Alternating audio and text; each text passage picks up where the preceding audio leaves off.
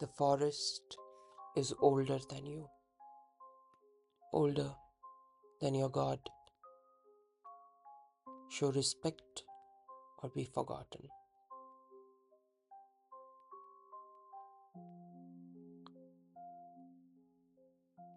Old Appalachian saying. The summer before I started college, I set my sights on hiking a portion of the Appalachian Trail. I had been planning it for years, daily hikes through the woods in my town, solo camping trips, collecting gear one piece at a time with what I could scrape together. When I told my dad, he insisted on coming with me for protection. He said, the irony is bitter now. I had protection. I had my bundle of sage and rosemary, coins, a lock of my hair, a sachet of salt, and iron nails I kept buried deep in my bag, passed down from my grandmother, who never once entered the forest without hers. I also had protection against the more mortal predators: bear spray, a knife, a teaser, but no talisman in the world could prepare me for what would awaken. When I showed my dad my supplies, he laughed. You mean your little bag of seasonings and trickles? Those won't save you from a bear or a murderer. They weren't meant to do.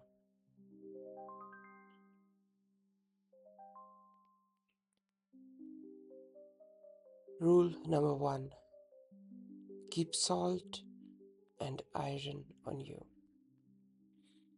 I'd learned that salt purifies and iron protects.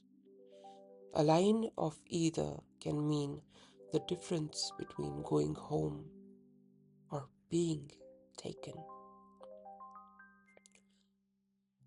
The trailhead was too quiet while we arrived. Not peaceful, empty. The air felt wrong, like the forest was waiting for something, watching. The leaves didn't rustle, the birds didn't sing. Dad didn't notice. He stomped along in brand new boots, whistling a tune of key. His cheerful noise died instantly after leaving his lips, swallowed by the woods. I stayed silent, tucked the iron nail under my shirt where it bursted my collarbone. Cold against my skin. Rule number 2: don't whistle in the woods. My grandmother had said it calls spirits to you. We hiked for a few hours. As the afternoon went by, the tree changed. The pines grew tighter, closer. Wrong, actually. Their trunks were too thick. Bark and blackened like burned flesh. The air grew hot and humid. Despite the elevation, wet like a held breath. Light barely filtered through the thickening canopy. Even in the middle of the day, it was grey and dim and dark. That's when I felt it. I didn't see it, I felt it. Like something massive, ancient, and cold had stirred beneath the earth and opened one eye. I stopped walking. Dad noticed and turned back. "You coming, early?" he shouted, holding a walking stick that he probably found somewhere on the side. He had just broken 2 rules in one go. Rule number 3: don't speak your name too loud. It lets them know who you are. Rule number 4: you never take anything from the forest. Leave every stone, stick, and bone as you found it, I remembered. Some things belong to the forest, some things guarded. Yeah, I lied, noticing that we had somehow wandered off the main trail. Hopefully not too far. I shouldn't have been blindly following my dad, knowing that he didn't know how to read trail marks. Rule number 5: stay out of hollers you don't know. Some places are thin, I'd read. Time folds, trails change. You might walk forever and ever and never leave. We kept going, trying to veer back towards the main trail. Then we saw it, right in the center of the path, a pile of blackened stones encircling a bare patch of dirt, and in its center, a bundle of twigs bound lightly with hair. Human by the look of it. Long, reddish, blonde, strands matted together with something dark. The air sank, copper, rot, and blood baked into the soil. "Leave it," I said, my voice low and sharp. "It's a warning." Dad knelt down and poked at it with his walking stick. Probably just some hiker's weird little voodoo project. "Don't let it freak you out." And then he muttered, "Superstitious nonsense." "Dad, stop. Don't touch it." But it was too late. The stick scattered the stones. The wind shifted instantly. Sharp, cold, unnatural. It cut through the trees, though not a single branch moved. Then came the whistle, not like Dad's rambling melody. It was a piercing, slow, almost human sound. It climbed and fell in a way that made my teeth hurt. It came from nowhere, but everywhere. behind us, ahead of us. Dad stood up abruptly. Did you hear that? I grabbed his arm. Don't look back. Don't speak. Walk now. We walked, but now all signs of a trail were gone. The trees closed in behind us. We passed the same tree again and again and again. Its bark split in 3 deep vertical slashes, too wide to be from a bear. How the fuck are we going to get out of here? We are going in circles? Dad barked. We've been walking straight the whole time.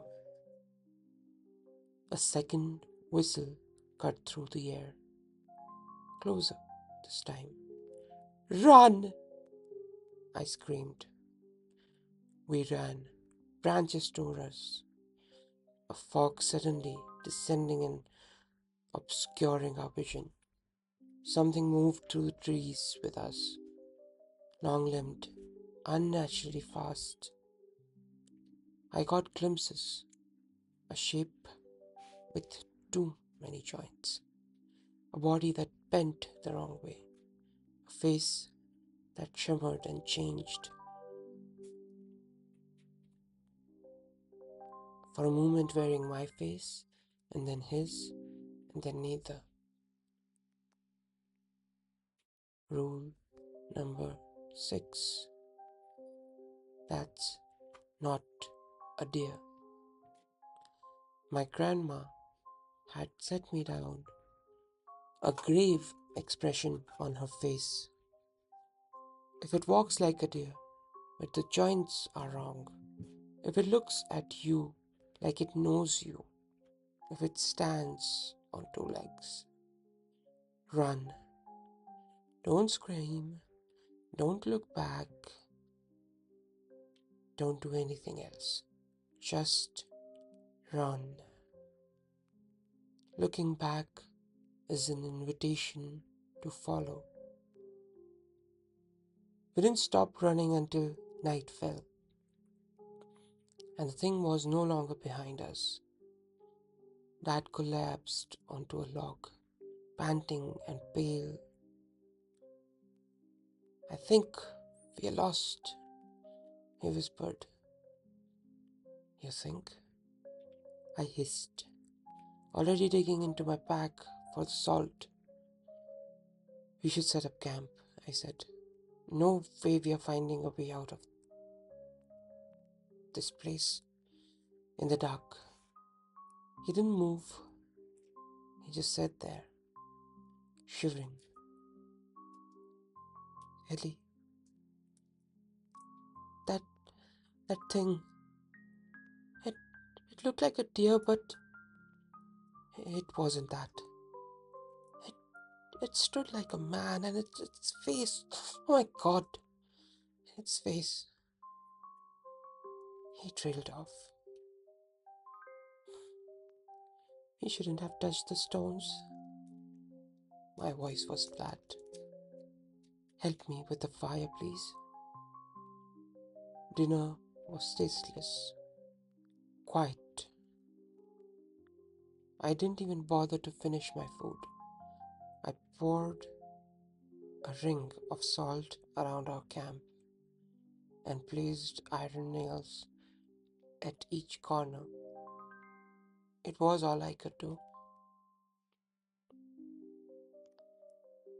I woke to absolute darkness. The fire was out. The forest had gone still, somehow even more silent than before. Deadly quiet, like a killer sneaking up on a sleeping victim. Then I heard it. Dad! Dad, help me! My voice, but not off pitch, like a recording played at the wrong speed. Wrong, like someone trying to speak a language they didn't understand. I froze in fear, my heart pounding out of my chest. Dad was already out of his tent, stumbling towards the sound. "Ellie, where are you?" he shouted. I burst from my tent and grabbed his arm. "That's not me, I'm right here." He jumped and screamed in alarm, and then turned to me, shaking. "Then who the fuck is that? Listen!" We stood in silence. Then, "Dad, I'm scared. Please help me. Dad, I'm scared." Closer and closer. The underbrush rustled just past the tree line. I turned slowly. Something stood, something took, something stood just beyond the edge of camp. Glowing eyes, not animal, intelligent, patient, watching. Rule number 7. If you see glowing eyes, run. More rustling, more eyes, more fear. Back to camp now, I told my dad. We scrambled back. I dumped the rest of the salt around the fire pit in a frantic circle, hands shaking as I struggled to get flames going again. From the trees, it came again. "Dad, Ellie, help me, help." Voices overlapped, changed, twisted into gurgling laughter. More glowing eyes emerged. 5, 6, maybe a dozen, all too high off the ground to be anything natural, blinking out and reappearing in different spots like whatever they belonged to didn't walk but crawled. We huddled by the fire.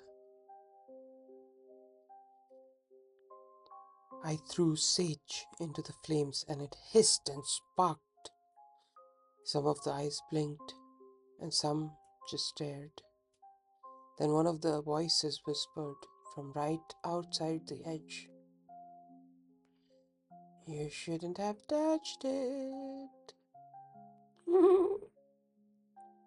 The voice kept circling the camp. Some cried, some laughed, some whispered things I couldn't understand. Not in English, not in any language people were meant to know. The sounds granted at my ears, and I covered my ears. Dad sat stiff and pale beside me, eyes wide, clenching the iron nail I had forced into his palm earlier. He looked like he wanted to scream but couldn't open his mouth, like something might crawl if he did. I knew we couldn't sleep. We couldn't even blink for too long. We waited, the fire, our only defense. My hand hovered near the salt pouch. It was nearly empty now. Something flickered at the edge of the flames, not in the shadows, inside the fire itself. A face, not a reflection, a face, watching, smiling, hungry. "This isn't just a hunting," I whispered. "It's a feeding ground." The forest had sealed us in. It wanted stories, memories, faces, flesh, and we transpassed. We had touched what was sacred, broken the old laws. Sometime past midnight, the fire burned low, and that's when the laughing stopped, replaced by another sound. Footsteps right at the edge of the salt, heavy, human. Then, Ellie, you always did love the woods. I froze. That voice, it was my mom's. She died when I was 8. She'd been buried in the churchyard, 3 towns over, her lungs filled with pneumonia.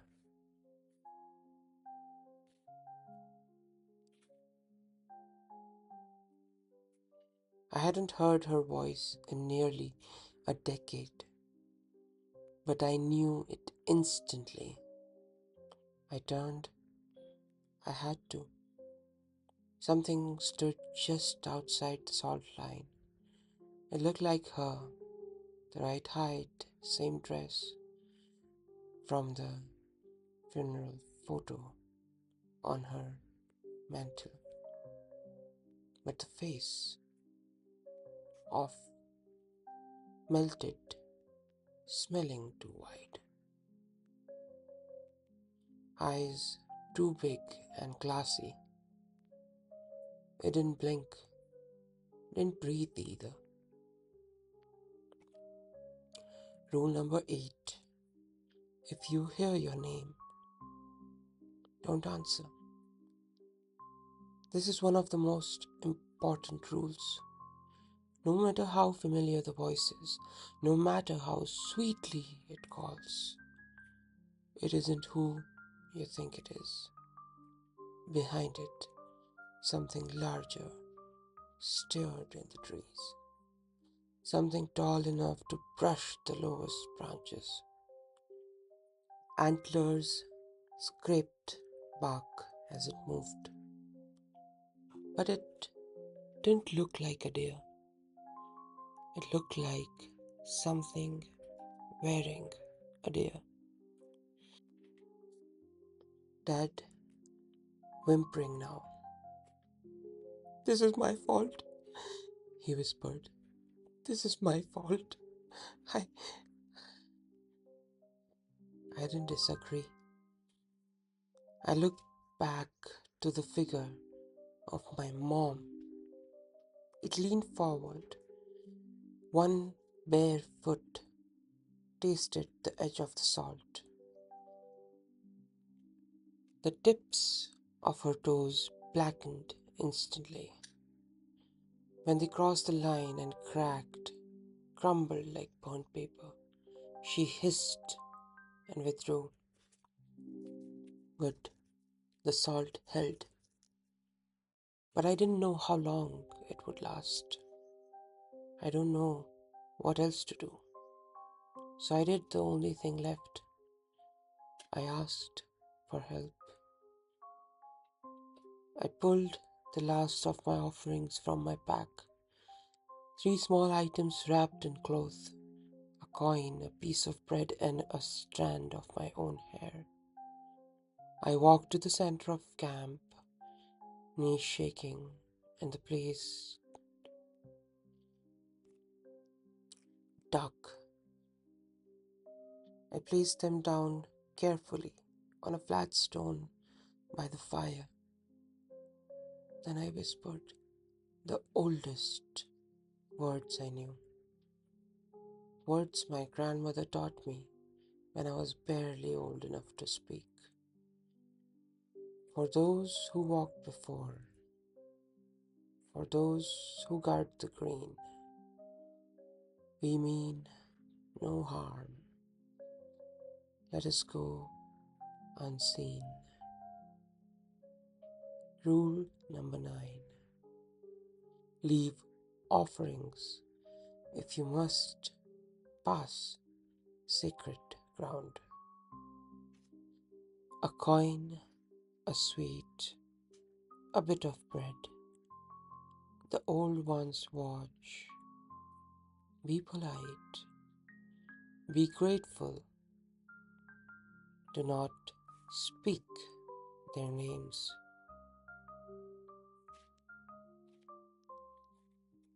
The forest shredded. The wind roared suddenly through the trees. Though the leaves didn't move again, a deep groan echoed beneath the earth, like old roots pulling themselves free. The figures at the edge of the salt, gone. The eyes in the trees vanished. Even the fire was quiet now. The woods fell deeply silent, not safe, not empty, but still,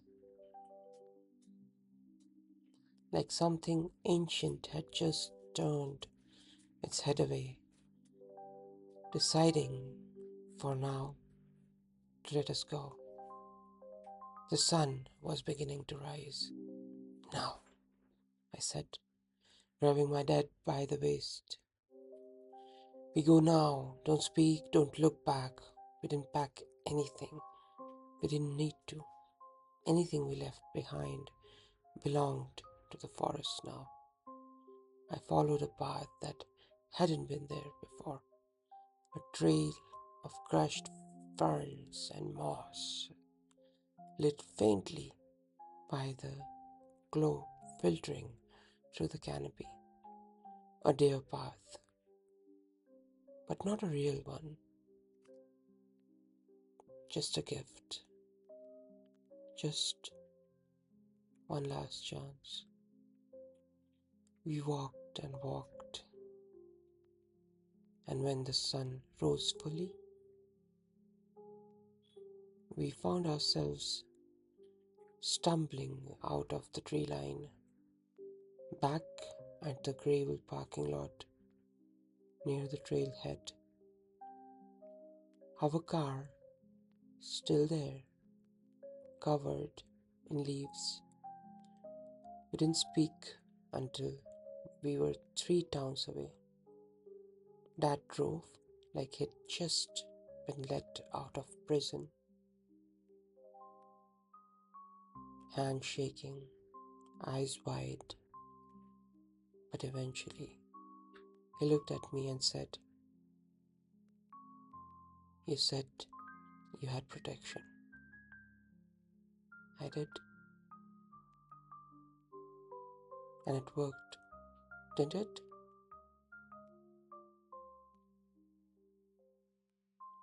I didn't answer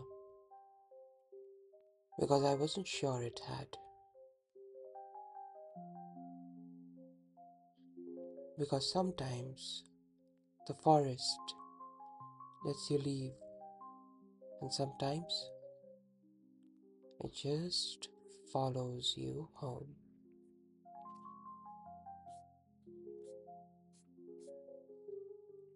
Hey friends, I hope you liked the story. Let me know in the comments if you ever had any mysterious or supernatural experience in a forest or on a track or on a hike.